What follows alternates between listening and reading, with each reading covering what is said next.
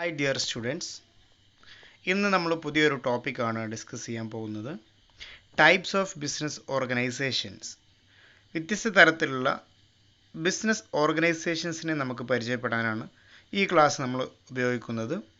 കഴിഞ്ഞ ക്ലാസ്സിൽ എന്താണ് ബിസിനസ്, എന്താണ് ട്രേഡ്, എന്താണ് ഇൻഡസ്ട്രി എന്നുള്ള കാര്യങ്ങളായിരുന്നു നമ്മൾ മുൻ ക്ലാസ്സിൽ നമ്മൾ ഡിസ്കസ് ചെയ്തത്. ഇനി നമുക്ക് ടൈപ്സ് ഓഫ് ബിസിനസ് ഓർഗനൈസേഷൻ എന്ന ഭാഗം നമുക്ക് നോക്കാം. Various forms of business organization from which one can choose the right one include. നമുക്ക് വ്യത്യസ്ത തരത്തിലുള്ള ബിസിനസ്സുകൾ നമുക്ക് മുമ്പിലുണ്ട്. ആ ബിസിനസ്സിൽ നിന്ന് നമുക്ക് ഏതാണോ നമ്മുടെ ആശയങ്ങൾ ഒരു ബിസിനസ്സാക്കി മാറ്റാൻ നമുക്ക് പറ്റുന്നത്, ഇഷ്ടപ്പെട്ട അല്ലെങ്കിൽ നമുക്ക് പറ്റുന്ന നമുക്ക് സ്യൂട്ടബിൾ ആയിട്ടുള്ള ബിസിനസ് ഫോംസുകൾ നമുക്ക് ഉപയോഗിക്കാൻ വേണ്ടി സാധിക്കും. അത് ഏതൊക്കെയാണ് എന്നുള്ളതാണ് നമ്മൾ ഇപ്പോൾ നോക്കുന്നത്. First point, sole proprietorship, joint Hindu family business, partnership, cooperative societies, joint stock companies and one man company. ഇങ്ങനെ 6 തരത്തിലുള്ള ടൈപ്സ് ഡിഫറെൻറ്റ് ബിസിനസ് ഓർഗനൈസേഷൻസ് ആണ് നമുക്ക് ഈ ഒരു ടോപ്പിക്കിൽ നമ്മൾ ഡിസ്കസ് ചെയ്യുന്നത്. Let us start our discussion with the sole proprietorship. നമ്മൾ ആദ്യമായിട്ട് നമ്മൾ എന്ത് ചെയ്യുന്നു, സോൾ പ്രൊപ്രൈറ്റർഷിപ്പുമായി ബന്ധപ്പെട്ട കാര്യങ്ങളാണ് ഡിസ്കസ് ചെയ്യാൻ പോകുന്നത്. Simplest form of business organisation and then move on the analysing more complex forms of organisation. ഈ ഒരു സോൾ പ്രൊപ്രൈറ്റർഷിപ്പ് എന്ന് പറയുന്നതാണ് ഏറ്റവും സിംപ്ലസ്റ്റ് ആയിട്ടുള്ള ഒരു ഓർഗനൈസേഷൻ. ഏറ്റവും സിംപ്ലസ്റ്റ് ആയിട്ട് ഫോം ചെയ്യാനും എല്ലാ കാര്യങ്ങൾ കൊണ്ടും സിമ്പിളായിട്ടുള്ള ഒരു ഓർഗനൈസേഷനാണ് നമ്മൾ ഇവിടെ ഈ പറയുന്ന സോൾ പ്രൊപ്രൈറ്റർഷിപ്പിൽ നമ്മൾ ഡിസ്കസ് ചെയ്യുന്നത്. ഇനി നമുക്ക് താഴെ നോക്കാം. ഇവിടെ മുൻ ഭാഗങ്ങളിൽ മുമ്പ് നമ്മളൊരു ഫോംസ് ഓഫ് ബിസിനസ് ഓർഗനൈസേഷൻസ് 5 ആയിരുന്നു. അത് പിന്നീട് വൺ മാൻ കമ്പനി കൂടി റീസെൻ്റ് ആയിട്ട് നമ്മളതിൽ ആഡ് ചെയ്യപ്പെട്ടു. ഒരാൾ മാത്രമുള്ള ഒരു കമ്പനി, അതാണ് വൺ മാൻ കമ്പനി. നമുക്ക് ഡിസ്കസ് ചെയ്യാം. അതാണ് മുമ്പ് ഇത് 5 ആയിരുന്നു. അതാണ് നമ്മൾ താഴത്തോടെ 5 ഫോംസ് ഓഫ് ബിസിനസ് എൻ്റർപ്രൈസസ് എന്ന് പറഞ്ഞ് കൊടുത്തിട്ടുള്ളത്. പക്ഷേ ഇത് പിന്നീട് അത് 6 ആയി മാറിയിട്ടുണ്ട്. ഇത് വൺ മാൻ കമ്പനി കൂടി ഇതിൻ്റെ കൂടെ ആഡ് ചെയ്തിട്ടുണ്ട്. നമുക്ക് ഡിസ്കസ് ചെയ്യാം. ആദ്യമായി സോൾ പ്രൊപ്രൈറ്റർഷിപ്പ് എന്താണ് എന്നാണ് നോക്കുന്നത്. A business which is owned, managed and controlled by one person, a single person, is known as sole proprietorship. ഒരൊറ്റ വ്യക്തി മാത്രമുള്ള ഒരു ബിസിനസ്, ആ ബിസിനസ്സിൻ്റെ ഉടമസ്ഥാവകാശം ഈ വ്യക്തിക്ക് തന്നെയായിരിക്കും. ഈ വ്യക്തിയായിരിക്കും ആ ബിസിനസ്സിനെ മാനേജ് ചെയ്യുന്നത്. ഈ വ്യക്തിയായിരിക്കും ആ ബിസിനസ്സിൻ്റെ എല്ലാ ആക്ടിവിറ്റീസും കൺട്രോൾ ചെയ്യുന്നത്. അങ്ങനെയുള്ള ഒരു ബിസിനസ് ആണ് എങ്കിൽ അതിനെയാണ് നമ്മൾ സോൾ പ്രൊപ്രൈറ്റർഷിപ്പ് എന്ന് പറയുന്നത്. The person who owned this types of business is called sole trader. ഇങ്ങനെയുള്ള ഒരു ബിസിനസ് ഓൺ ചെയ്യുന്ന ഒരു വ്യക്തിയെ, സ്വന്തമായി നടത്തുന്ന ഒരു വ്യക്തിയെ നമ്മൾ സോൾ ട്രേഡർ എന്നാണ് അയാൾ വിളിക്കുന്നത്. ഒറ്റയ്ക്കൊരു ബിസിനസ് നടത്തുകയാണ്. ആ ബിസിനസ്സുമായി ബന്ധപ്പെട്ട എല്ലാവിധ കാര്യങ്ങളും ചെയ്യുന്നതും എല്ലാവിധ ഉത്തരവാദിത്തങ്ങളും ഒരു വ്യക്തിക്ക് മാത്രമായിരിക്കും. ആ വ്യക്തിയെ നമ്മൾ വിളിക്കുന്ന പേരാണ് സോൾ ട്രേഡർ. ഇതിൽ വേറൊരു വ്യക്തിയെ നമുക്ക് കാണാൻ സാധിക്കില്ല. അഥവാ ഉടമസ്ഥാവകാശത്തിലോ കൺട്രോൾ ചെയ്യുന്ന കാര്യത്തിലോ മാനേജ് ചെയ്യുന്ന കാര്യത്തിലോ മറ്റൊരു വ്യക്തിയെ നമുക്ക് കാണാൻ സാധിക്കില്ല. It is A most common form of business organisation. ഇതൊരു കോമൺ ആയിട്ട് നമുക്ക് കാണാൻ സാധിക്കുന്ന ബിസിനസ് ഓർഗനൈസേഷൻസ് ആണ്. ഇപ്പോൾ നമ്മളൊരു ചെറിയൊരു ഷോപ്പ് നടത്തുകയാണ്. ഈ ഷോപ്പിൻ്റെ ഉടമസ്ഥൻ ഒരാളായിരിക്കും. ആ ബിസിനസ് മുഴുവനായിട്ട് കൺട്രോൾ ചെയ്യുന്നതെല്ലാം ഒരാളായിരിക്കും. അവിടെ സ്റ്റാഫുകൾ ഉണ്ടായിരിക്കും. പക്ഷേ സ്റ്റാഫ് എന്ന് പറയുന്നത് ഈ ഒരു ബിസിനസ്സുമായി ബന്ധപ്പെട്ടതല്ല. അഥവാ ഈ ഒരു ബിസിനസ്സിൻ്റെ ഓണർഷിപ്പുമായി ബന്ധപ്പെട്ടോ കൺട്രോളിങ്ങുമായി ബന്ധപ്പെട്ടോ ആളായിരിക്കില്ല. അവിടെ ജീവനക്കാർ മാത്രമായിരിക്കും. അപ്പോൾ അങ്ങനെയുള്ള ഒരു ബിസിനസ് ഓർഗനൈസേഷനെയാണ് നമ്മൾ സോൾ പ്രൊപ്രൈറ്റർഷിപ്പ് എന്ന് പറയുന്നത്. ഇനി ഇതിൻ്റെ ഫീച്ചേഴ്സാണ് നോക്കുന്നത്. First point, one man ownership and control. ഒരൊറ്റ വ്യക്തിയുടെ ഓണർഷിപ്പിലും കൺട്രോളിലുമായിരിക്കും ബിസിനസ് പ്രവർത്തിക്കുന്നത്. The proprietor is the sole owner and master of the business. He is the ultimate controller of the firm. ഈ വ്യക്തിയായിരിക്കും ഇവിടെ അൾട്ടിമേറ്റ് കൺട്രോളറായിട്ട് ഇവിടെ പ്രവർത്തിക്കുന്നത്. ഈ പറയപ്പെടുന്ന സോൾ ട്രേഡർ ആയിരിക്കും. Second point, formation and closure. ഒരു ബിസിനസ് ഇങ്ങനെയുള്ള സോൾ പ്രൊപ്രൈറ്റർഷിപ്പ് തുടങ്ങുന്നതുമായി ബന്ധപ്പെട്ട കാര്യങ്ങളാണ് പറയുന്നത്. There are any legal formalities and separate law four governing the activities of sole trading concern.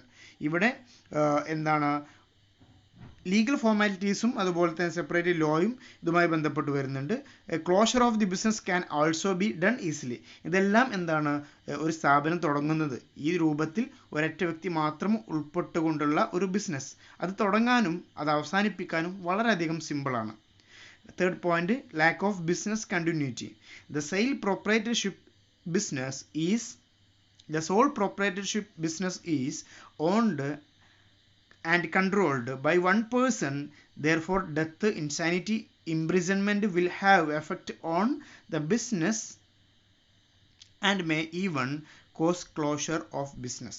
നമ്മൾ പറഞ്ഞു ഒരൊറ്റ വ്യക്തിയാണ് ഇവിടെ കൺട്രോൾ ചെയ്യുന്നതും ഇതുമായി ബന്ധപ്പെട്ട എല്ലാ കാര്യങ്ങൾ ചെയ്യുന്നതും. പക്ഷേ ഈ വ്യക്തിക്ക് മരണം സംഭവിച്ചു, അല്ലെങ്കിൽ ഈ വ്യക്തി ഒരു ഭ്രാന്തായിട്ടുള്ള ഒരു അവസ്ഥയിൽ പെട്ടു, അല്ലെങ്കിൽ ഈ വ്യക്തിയെ ജയിലിൽ അടച്ചു. ഇങ്ങനെയുള്ള സാഹചര്യങ്ങളിലെല്ലാം ഈ ബിസിനസ് അടച്ചു പൂട്ടേണ്ടി വരും. അതാണ് മറ്റൊരു പ്രത്യേകതയായിട്ട് പറയുന്നത്. ഇനി fourth point, unlimited liability. Unlimited liability എന്ന് പറയുന്നത് എന്താണ്? ലിമിറ്റഡ് ലയബിലിറ്റി എന്ന് പറഞ്ഞാൽ വളരെ കുറച്ച് ലയബിലിറ്റി. അൺലിമിറ്റഡ് എന്ന് പറഞ്ഞു കഴിഞ്ഞാൽ എത്രയാണോ ലയബിലിറ്റി സംഭവിച്ചത് അത്രയും. അതാണ് ഇവിടെ ഉദ്ദേശിച്ചത്. നോക്കാം. The liability of the sole proprietor is not limited to capital he has invested in the organization. ഇപ്പോൾ നമ്മളൊരു 10 ലക്ഷം രൂപയുടെ ഒരു ബിസിനസ് 10 ലക്ഷം രൂപ ക്യാപിറ്റൽ കൊണ്ടുവന്ന് ഒരു ബിസിനസ് സ്റ്റാർട്ട് ചെയ്തു. ഈ ബിസിനസ് പ്രവർത്തിച്ചു, 2 കൊല്ലം പ്രവർത്തിച്ചു. പക്ഷേ ഈ 10 ലക്ഷം കൊണ്ട് നമ്മൾ എന്ത് ചെയ്തു? ഒരുപാട് അസറ്റുകൾ വാങ്ങി, ഒരുപാട് ബാങ്ക് അക്കൗണ്ടിൽ നമുക്ക് സേവിങ്സ് വന്നു. അങ്ങനെ ഈ ഒരു 10 ലക്ഷം രൂപയുടെ ബിസിനസ്സാണ് നമ്മൾ സ്റ്റാർട്ട് ചെയ്തത്. പക്ഷേ ഈ ബിസിനസ് പിന്നീട് റൺ ചെയ്ത സമയത്ത് ലോസ് സംഭവിച്ചു. ലോസ് കാരണം ഈ ഒരു ബിസിനസ് 2 കൊല്ലം കഴിഞ്ഞപ്പോൾ ഒരു 25 ലക്ഷം രൂപ ബാധ്യത വന്നു. അങ്ങനെയാണെങ്കിൽ ഈ 25 ലക്ഷം രൂപയും ഈ ഒരൊറ്റ വ്യക്തിയുടെ ഉത്തരവാദിത്തത്തിൽ പെടുന്നതാണ്. അതാണ് ഇവിടെ പറയുന്നത് അൺലിമിറ്റഡ് ലയബിലിറ്റി. എത്രയാണോ ലയബിലിറ്റി ഉണ്ടായത് അത്രയും നമ്മൾ എന്ത് ചെയ്യേണ്ടി വരും? ഈ വ്യക്തി എന്ത് ചെയ്യേണ്ടി വരും? കൊടുക്കേണ്ടി വരും. അവിടെ ക്യാപിറ്റൽ എത്രയാണോ എന്നുള്ളതല്ല നോക്കുന്നത്, എത്രയാണോ ലയബിലിറ്റി അത്രയും വേണ്ടി വരും. In this case of business losses, and if the business assets are not sufficient to meet all its liabilities, the proprietor may have to sell his personal property to pay off the business liability. ഇങ്ങനെ ഒരു 10 ലക്ഷം രൂപയുടെ പിന്നെ asset ബിസിനസ്സിലുണ്ട്. ഈ 10 ലക്ഷം രൂപയുടെ asset ഉണ്ടെങ്കിൽ 10 ലക്ഷം രൂപ ഉണ്ടാക്കി asset വിറ്റുകൊണ്ട് business complete അവസാനിപ്പിച്ചുകൊണ്ട് 10 ലക്ഷം രൂപ നമ്മൾ കയ്യിൽ കിട്ടി. പിന്നെയും 15 ലക്ഷം രൂപ നമുക്ക് ആവശ്യമുണ്ട് ഈ കടം വീട്ടാൻ. അങ്ങനെയാണെങ്കിൽ ഈ വ്യക്തിയുടെ പേഴ്സണൽ പ്രോപ്പർട്ടി, ഇയാളുടെ പേഴ്സണൽ അസറ്റ് വിറ്റുകൊണ്ട് എന്ത് ചെയ്യണം? ആ ഒരു 15 ലക്ഷം രൂപ ബാക്കിയുള്ളത് കൊടുക്കേണ്ടി വരും. അതാണ് ഇവിടെ അൺലിമിറ്റഡ് ലയബിലിറ്റി കൊണ്ട് ഉദ്ദേശിക്കുന്നത്. Next point, no separate entity for business. ഇവിടെ എന്താണ്? ഒരു പ്രത്യേക നിലനിൽപ്പില്ല. ഈ ഒരു വ്യക്തി നിലനിൽക്കുന്ന സമയത്ത് മാത്രമേ ഈ ബിസിനസ് നിലനിൽക്കുകയുള്ളൂ. മറ്റു സ്ഥാപനങ്ങളെ പോലെ, ഒരു കമ്പനിയെ പോലെ വ്യക്തികൾ മാറി വന്നു കഴിഞ്ഞാൽ കമ്പനികൾ നിലനിൽക്കും. പക്ഷേ ഈ സോൾ പ്രൊപ്പറേറ്റർഷിപ്പ് എന്ത് ചെയ്യില്ല? നിലനിൽക്കില്ല. Next, profit sharing. Since there is only one owner in sole proprietorship, all surplus goes to him. Likewise, all losses have to be suffered by him alone. ഇവിടെ സംഭവിക്കുന്നത് എന്താണ്? പ്രോഫിറ്റ് ഉണ്ടെങ്കിൽ ഈ വ്യക്തിക്ക് മുഴുവനായിട്ട് എടുക്കാം. നഷ്ടമാണ് സംഭവിക്കുന്നതെങ്കിൽ ഈ വ്യക്തി എന്ത് ചെയ്യേണ്ടി വരും? സഹിക്കേണ്ടി വരും. അതാണ് ഇവിടെ മറ്റൊരു ഫീച്ചേഴ്സിൽ പറയുന്നത്. നെക്സ്റ്റ് നമ്മൾ പറയുന്നതാണ് merits of soul proprietorship. First point, quick decision making. Sole trader enjoys a considerable degree of freedom in making business decision. ഇവിടെ പെട്ടെന്ന് തന്നെ തീരുമാനങ്ങൾ എടുക്കാൻ പറ്റും. കാരണം എന്താണ്? ഈ ഒരു വ്യക്തി മാത്രമേ ഇവിടെ ഉള്ളൂ. അതുകൊണ്ട് ഇയാൾക്ക് അതിനുള്ള പൂർണ്ണ സ്വാതന്ത്ര്യം ലഭിക്കുന്നുണ്ട്. മറ്റൊന്ന്, secrecy of information. Sole proprietor enabled to keep all the information relating to business operations confidential and maintain secrecy. ഇവിടെ തീരുമാനങ്ങൾ എടുക്കുന്നത് ഒരു വ്യക്തി മാത്രമാണ്. അതുകൊണ്ട് തന്നെ ഈ ബിസിനസ്സുമായി ബന്ധപ്പെട്ട ഇൻഫർമേഷൻസ് വളരെയധികം സീക്രട്ട് ആയിരിക്കും. മറ്റൊരു വ്യക്തി, രണ്ടാമതൊരാൾ അറിയുന്ന സാഹചര്യം ഇല്ലാതെ തന്നെ ബിസിനസ് റൺ ചെയ്യാൻ വേണ്ടിയിട്ട് ഈ ഒരു സോൾ പ്രൊപ്പറേറ്റർഷിപ്പിന് സാധിക്കും. മറ്റൊന്ന്, the direct incentives. No sharing of profit provide maximum incentive to sole trader to the work hard. ഇവിടെ ഒരു സോൾ ട്രേഡർ പരമാവധി അയാൾ എന്ത് ചെയ്തു? ബിസിനസ്സിന് വേണ്ടി സമയം ചിലവാക്കി. അങ്ങനെ ഒരുപാട് പ്രോഫിറ്റ് അയാൾ ഉണ്ടാക്കി കഴിഞ്ഞാൽ എത്ര സമയമാണോ ഇയാൾ ഇതിനു വേണ്ടി സ്പെൻഡ് ചെയ്യുന്നത് അത്രയും അയാളുടെ ലാഭമായി മാറുന്നു. അത് മുഴുവൻ ഈ വ്യക്തിക്ക് എടുക്കാൻ വേണ്ടി സാധിക്കുന്നു. അതാണ് third point. The fourth point, sense of accomplishment. അഥവാ there is personal satisfaction involved in working for oneself. ഇവിടെ ഞാൻ നേരത്തെ പറഞ്ഞു, ഒരു വ്യക്തി പെട്ടെന്ന് എടുക്കുന്ന തീരുമാനമാണ്, അയാൾ സ്വന്തമായി ആലോചിച്ച് എടുക്കുന്ന തീരുമാനമാണ്. അങ്ങനെയാണെങ്കിൽ ഈ തീരുമാനം ഇയാൾ നടപ്പിലാക്കുന്നതിലൂടെ ഇയാൾക്കൊരു പേഴ്സണൽ സാറ്റിസ്ഫാക്ഷൻ ലഭിക്കുന്നുണ്ട്. അതാണ് ഇവിടെ ഫോർത്ത് പോയിന്റ് പറയുന്നത്. ബിസിനസ് ചിലപ്പം നഷ്ടത്തിലോ ലാഭത്തിലോ ആയിരിക്കും, പക്ഷേ ഇയാളുടെ ആഗ്രഹം പൂർത്തീകരിക്കണമെങ്കിൽ എന്ത് ചെയ്യും, ഈ ഒരു സോൾ പ്രൊപ്രൈറ്റർഷിപ്പിലൂടെ സാധിക്കും. മറ്റു സ്ഥാപനങ്ങളാണെങ്കിൽ അവിടെ ഒരുപാട് ആളുകൾ ഉണ്ടായിരിക്കും, ആ ആളുകളുടെയൊക്കെ സമ്മതം വേണ്ടി വരും, അല്ലെങ്കിൽ അവരുടെ അഭിപ്രായങ്ങൾ പരിഗണിക്കേണ്ടി വരും. ഇവിടെ അങ്ങനെയല്ല, ഈ തീരുമാനമെടുക്കുന്ന ആളിന് തന്നെ എന്ത് ചെയ്യാം, ഇവിടെ അയാളുടെ തീരുമാനം നടപ്പിലാക്കാൻ വേണ്ടി സാധിക്കും. Next, ease of formation and closure. It is easy to start and close the business as per wish of the owner because there is less legal formalities. വളരെ കുറഞ്ഞ ലീഗൽ ഫോർമാലിറ്റീസ് കൊണ്ട് ഈ ഒരു ബിസിനസ്സിനെ സ്റ്റാർട്ട് ചെയ്യാനും അതിനെ ക്ലോസ് ചെയ്യാനും ഇവിടെ ഓണറിന് താല്പര്യപ്രകാരം എന്ത് ചെയ്യും, സാധിക്കും. അത്രയും കാര്യങ്ങളാണ് മെറിറ്റ്സിൽ പറയുന്നത്. നെക്സ്റ്റ് പറയുന്നതാണ് ഡീമെറിറ്റ്സ് ഓഫ് സോൾ പ്രൊപ്രൈറ്റർഷിപ്പ്. നോക്കാം. Limited resources of sole proprietor are limited to his personal savings and borrowing from others. ഇവിടെ ഒരു ബിസിനസ് റൺ ചെയ്യണമെങ്കിൽ അവിടെ റിസോഴ്സ് വേണം, ക്യാപിറ്റൽ വേണം. ഈ ക്യാപിറ്റൽ ഫോം ചെയ്യുന്നത് അല്ലെങ്കിൽ ഈ ക്യാപിറ്റൽ ഏൺ ചെയ്യുന്നത് ഒന്നുകിൽ ഇയാളുടെ പേഴ്സണൽ അസറ്റിൽ നിന്നായിരിക്കും, അല്ലെങ്കിൽ ഇയാൾക്ക് മറ്റു ബാങ്കിൽ നിന്നോ മറ്റോ കടം വാങ്ങിക്കൊണ്ടായിരിക്കും. രണ്ടാണെങ്കിലും ലിമിറ്റഡ് ആണ്. എന്താണ്, ഇയാളുടെ പ്രോപ്പർട്ടി എന്ന് പറയുന്നത് എന്തായാലും ലിമിറ്റഡ് ആയിരിക്കും. അതുപോലെ തന്നെ ബാങ്കിൽ നിന്നും കിട്ടുന്നതിനും ഒരു നിശ്ചിത കണക്കുണ്ടായിരിക്കും. അതാണ് ഒന്നാമത്തെ ലിമിറ്റേഷൻസ് ആയിട്ട്, ഡിമെറിറ്റ്സ് ആയിട്ട് പറയുന്നത്. Second point, limited life of business. ബിസിനസ്സിൻ്റെ ലൈഫ് എന്ന് പറയുന്നത് വളരെയധികം കുറവാണ്.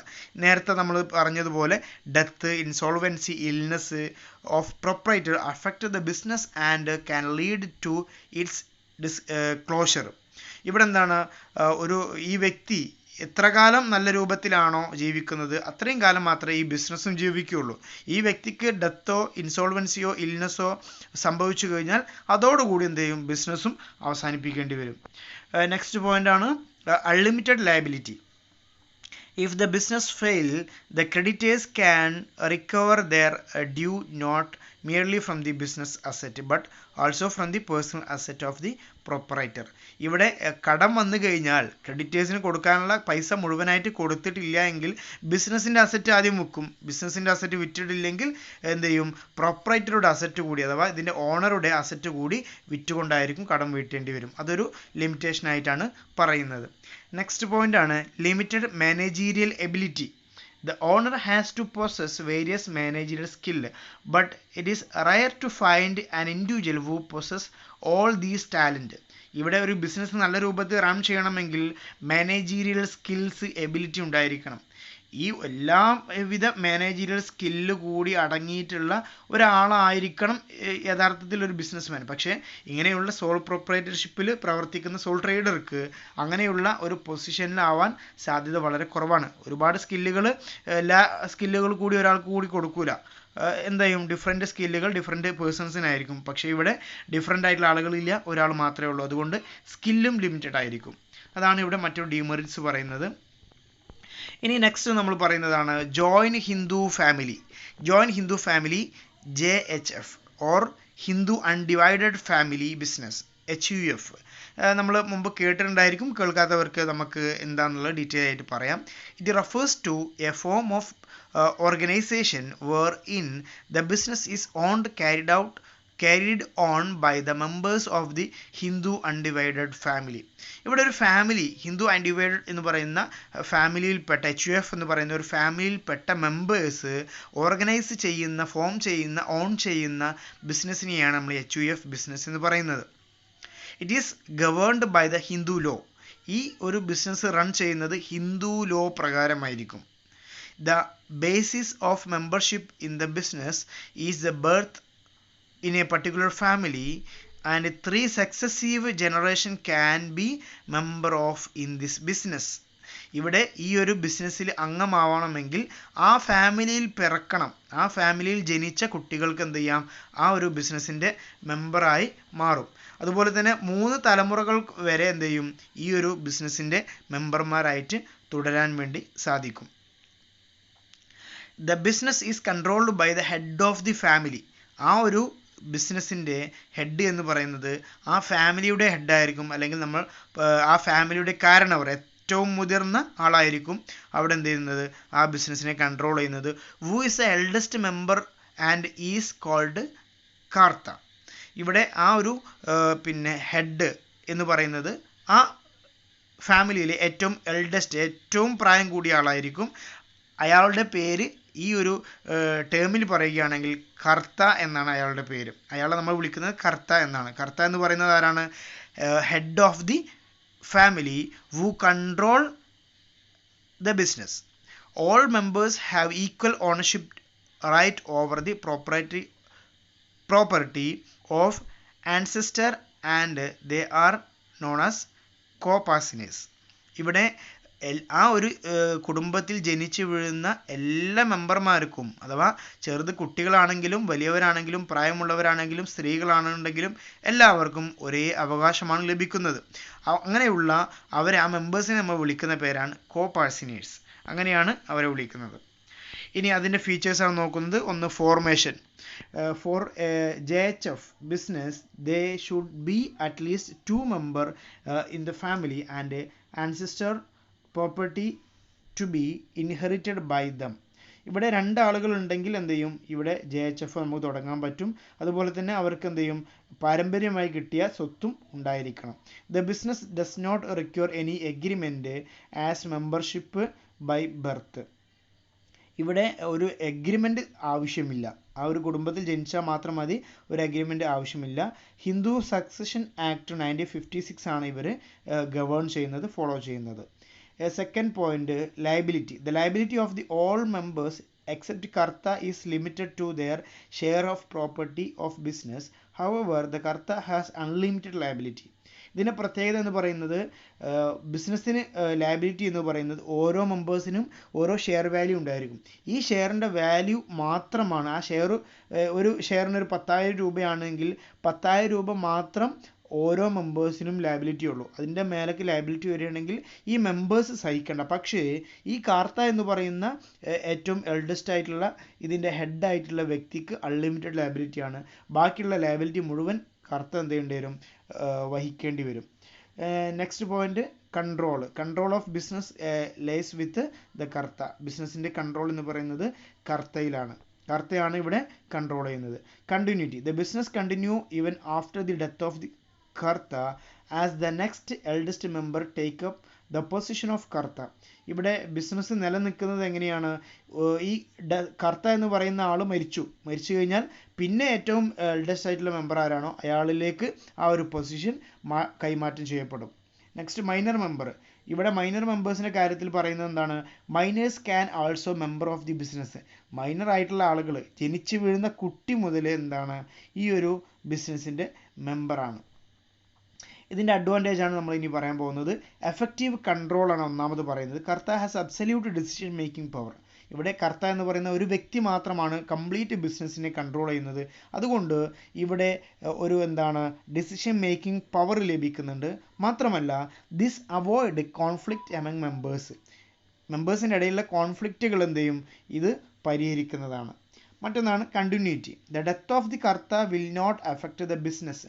എന്ത് ചെയ്യും, ബിസിനസ് ഒരിക്കലും തന്നെ നിർത്തി പോകേണ്ടി വരില്ല. കാരണം ഒരു കർത്ത മരിച്ചു കഴിഞ്ഞാൽ അടുത്ത ആളിലേക്ക് എന്ത് ചെയ്യും, ആ കർത്ത എന്ന് പറയുന്ന ചുമതല ഏൽപ്പിച്ചു കൊടുക്കും. നെക്സ്റ്റ് പോയിന്റ് ആണ് limited liability. The liability of the co-partners except Karta is limited. ഇവിടെ കർത്തയുടെ ലയബിലിറ്റി അല്ലാതെ ബാക്കിയുള്ള കോ-പാർട്ട്നേഴ്സിൻ്റെ ലയബിലിറ്റി ലിമിറ്റഡ് ആണ്. മറ്റൊന്ന്, increase loyalty and cooperation. Business is run by the members of the family. There is a greater sense of loyalty towards one another. ഇവിടെ എന്ത് ചെയ്യും, വളരെയധികം ലോയൽറ്റിയോട് കൂടി കോപ്പറേറ്റീവായിട്ട് എന്ത് ചെയ്യും, ഇവിടെ പ്രവർത്തിക്കും. കാരണം ഓരോ വ്യക്തി പ്രവർത്തിക്കുമ്പോഴും അതിൻ്റെ ബെനിഫിറ്റ് എല്ലാവർക്കും ലഭിക്കുന്നുണ്ട്. അതുകൊണ്ട് തന്നെ എല്ലാവരും ലോയലായിട്ട് പ്രവർത്തിക്കും. ഇനി അതിൻ്റെ ഡിസഡ്വാൻറ്റേജ് ആണ് പറയുന്നത്. ഒന്നാമത് ലിമിറ്റഡ് റിസോഴ്സസ് ആണ്. അതെങ്ങനെയാണ്, it face the problem of limited capital as it depend mainly on ancestor